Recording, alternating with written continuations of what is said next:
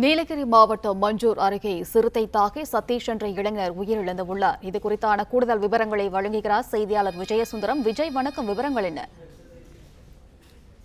மஞ்சூர் அருகே உள்ள எடக்காடு அரையட்டி பகுதியில சிறுத்தை தாக்கிய நிலையில சதீஷ் என்ற இளைஞர் உயிரிழந்திருக்காரு.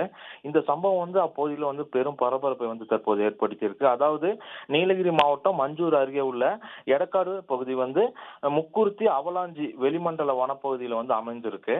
இந்த நிலையில இங்க அதிக அளவுல சிறுத்தை, புலி, மான், வரையாடு உள்ளிட்ட வனவிலங்குகளோட பசுமையிடமாக இருந்து வந்துட்டு இருக்கு. இந்த நிலையில சமீப காலமாகவே வனப்பகுதியிலிருந்து சிறுத்தை, புலி, கரடி போன்ற வனவிலங்குகளோட நடமாட்டம் எடக்காடு அருகே உள்ள அரையட்டி கிராம பகுதியில அதிகரித்தே காணப்பட்டு வந்துட்டு இருந்துச்சு. இந்த நிலையில இன்று அரையட்டி கிராமத்தை சேர்ந்த சதீஷ் என்ற இளைஞர் அங்க அருகே இருந்த தேயிலை தோட்டத்துக்கு பணிக்கு சென்றிருக்காரு.